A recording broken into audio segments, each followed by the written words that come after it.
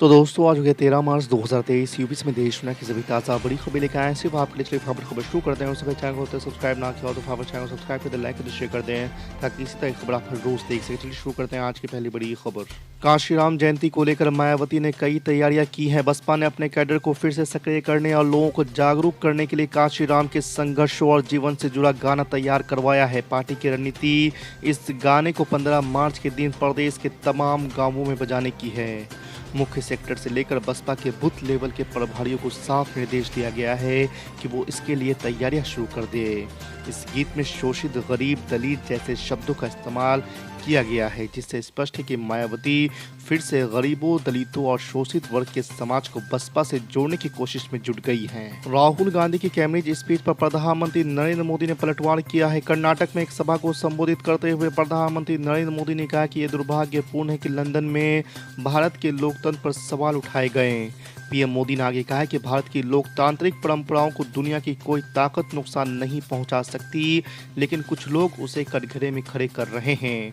उन्होंने कहा कि भारत के लोकतंत्र पर लगातार सवाल खड़े किए जा रहे हैं।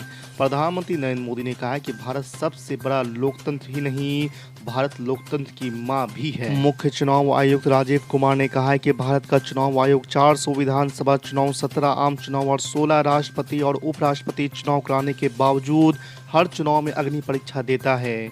उन्होंने ये टिप्पणी शनिवार को यहां स्वतंत्र एवं निष्पक्ष चुनाव को लेकर पूछे गए एक सवाल के जवाब में दे रहे थे। आपको बता दें कि राजीव कुमार ने कहा है कि ईसीआई ने 3 पूर्वोत्तर राज्यों त्रिपुरा, मेघालय और नागालैंड में हाल ही में संपन्न हुए चुनाव में 400 विधानसभा चुनाव कराने का मील का पत्थर पूरा किया। दिल्ली के मुख्यमंत्री अरविंद केजरीवाल और पंजाब के मुख्यमंत्री भगवंत मान मंगलवार को मध्य प्रदेश के भोपाल में एक रैली को संबोधित करेंगे। यहां आम आदमी पार्टी 1 लाख की भीड़ जुटाने के लिए कड़ी मेहनत कर रही है। आपको बता दें कि पिछले कई सालों से कांग्रेस और भाजपा के इर्द गिर्द घूम रही राष्ट्रीय राजनीति में आप खुद को एक विकल्प के तौर पर प्रस्तुत करने का प्रयास कर रही है। इसी क्रम में आम आदमी पार्टी साल के आखिरी में होने वाले चुनाव को लेकर तैयारी शुरू करने जा रही है। समाजवादी पार्टी के राष्ट्रीय महासचिव मोहम्मद आजम खां की सेहत बिगड़ गई थी। उनके पैर में गैंग्रीन का ऑपरेशन हुआ है। शहर के निजी अस्पताल में रविवार को उनका सफल ऑपरेशन हुआ है।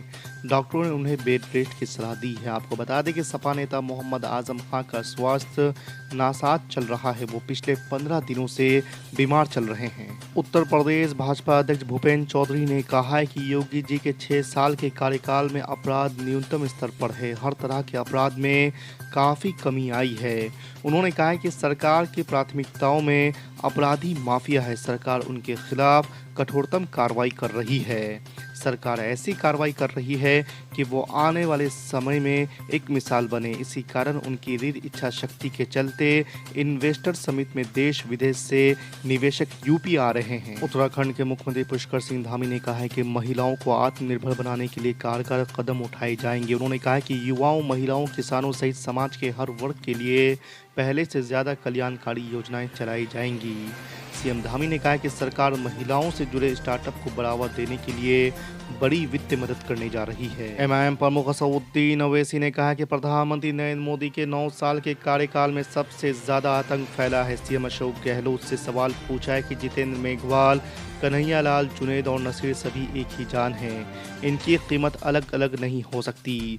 असदुद्दीन ओवैसी ने सवाल पूछा है कि कन्हैया लाल को 50 लाख रुपए दिए गए, बाकी तीनों को भी 50 लाख रुपए दिए जाने चाहिए थे।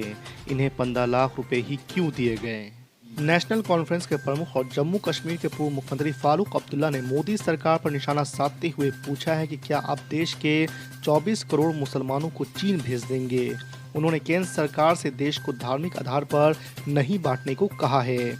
आपको बता दें कि घाटी में गैर बीजेपी दलों की बैठक की अध्यक्षता करने के बाद जम्मू में मीडिया को संबोधित करते हुए अब्दुल्ला ने कहा है कि समुदायों को एक दूसरे के खिलाफ खड़ा नहीं किया जाना चाहिए। उपराष्ट्रपति जगदीप धनखड़ ने कांग्रेस सांसद राहुल गांधी पर फिर कटाक्ष करते हुए पूछा है कि क्या संसद की गरिमा को बहाल करने की कोई दवा है। कांग्रेस नेता राहुल गांधी का बिना नाम लिए उन्होंने कहा कि कुछ लोग आरोप लगाते हैं कि दुनिया के सबसे बड़े लोकतंत्र की संसद में माइक बंद कर दिया जाता है। इससे बड़ा असत्य और कुछ नहीं हो सकता।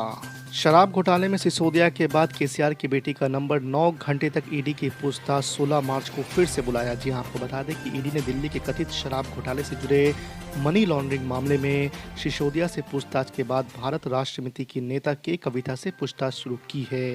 ईडी ने शनिवार को के कविता से लगभग 9 घंटे तक लंबी पूछताछ की।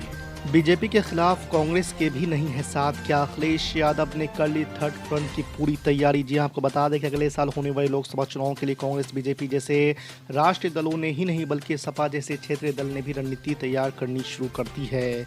यूपी में विधानसभा और लोकसभा मिलाकर पिछले 4 बड़े चुनाव हार चुके सपा प्रमुख अखिलेश यादव किसी बड़े चमत्कार का इंतजार कर रहे हैं। आमतौर पर बीजेपी के खिलाफ राजनीति करने वाले अखिलेश अब कांग्रेस के साथ भी नहीं दिख रहे हैं। इस वजह से सियासी गलियारों में सवाल खड़े हो रहे हैं, क्या आम आदमी पार्टी बीआरएस जैसे दलों की तरह अखिलेश यादव भी कांग्रेस पर भरोसा नहीं कर पा रहे हैं और क्या वो भी थर्ड फ्रंट बनाने में जुटे हैं। शराब घोटाले से जुड़े मनी लॉन्ड्रिंग मामले में ईडी द्वारा रिमांड में लिए जाने के एक दिन बाद दिल्ली के पूर्व उप मुख्यमंत्री और आम आदमी पार्टी के वरिष्ठ नेता मनीष सिसोदिया ने जेल से ही केंद्र सरकार पर जोरदार हमला बोला है। उन्होंने कहा है कि जेल में डालकर उन्हें कष्ट पहुंचाया जा सकता है लेकिन हौसले नहीं तोड़े जा सकते। झारखंड में बीजेपी विधायक दल के नेता और प्रदेश के प्रथम मुख्यमंत्री बाबूलाल मरांडी ने कांग्रेस सांसद राहुल गांधी को लेकर बड़ा बयान दिया है।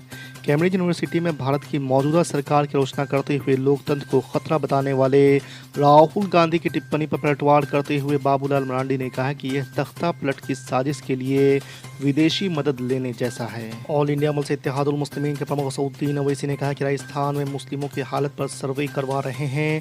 इसी महीने रिपोर्ट आ जाएगी और 25-26 मार्च तक इस रिपोर्ट को सार्वजनिक किया जाएगा। उन्होंने कहा कि मुसलमानों को सेकुलरिज्म का कूली बना दिया गया है। साथ ही असदुद्दीन ओवैसी ने कहा कि राजस्थान में होने वाले विधानसभा चुनाव में पार्टी मजबूती के साथ चुनाव लड़ेगी। इसी को लेकर प्रमुख शहरों का दौरा कर रहा हूं। मेरा लक्ष्य किसी भी पार्टी के खिलाफ लड़ना नहीं बल्कि अपनी पार्टी के कैंडिडेट को जिताना है।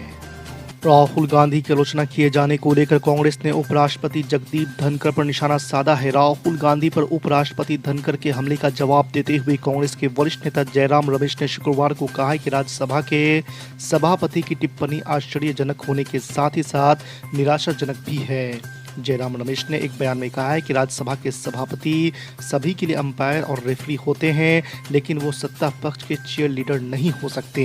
लोकसभा चुनाव में अभी 1.25 साल का ही वक्त बचा है और सभी दलों ने तैयारियां तेज कर दी है। आपको बता दें कि इस बीच सपा ने संकेत दिए हैं कि वो 2022 के ही फॉर्मूले पर चुनाव में उतरेगी, यानी समाजवादी पार्टी इस बार भी बसपा और कांग्रेस से गठबंधन नहीं करेगी। आपको बता दें कि सपा ने 2019 के आम चुनाव में बसपा के साथ मिलकर चुनाव लड़ा था और 5 सीटों पर जीत हासिल की थी। भारतीय जनता पार्टी के राष्ट्रीय अध्यक्ष जेपी नड्डा ने आगामी कर्नाटक विधानसभा चुनाव के मद्देनजर शुक्रवार को मुख्यमंत्री बसवराज बोम्मई के नेतृत्व में प्रदेश चुनाव अभियान समिति का गठन किया है। पार्टी ने चुनाव प्रबंधन समिति की अध्यक्षता केंद्रीय मंत्री शोभा करंदलाजे को सौंपी है। वहीं मुख्यमंत्री उम्मीदवार को लेकर अभी भी सस्पेंस जारी है। भगवा पार्टी अपने पुराने दिग्गज बीएस येदियुरप्पा के चेहरे को आगे कर कर्नाटक की चुनावी लड़ाई में उतरना चाहती है।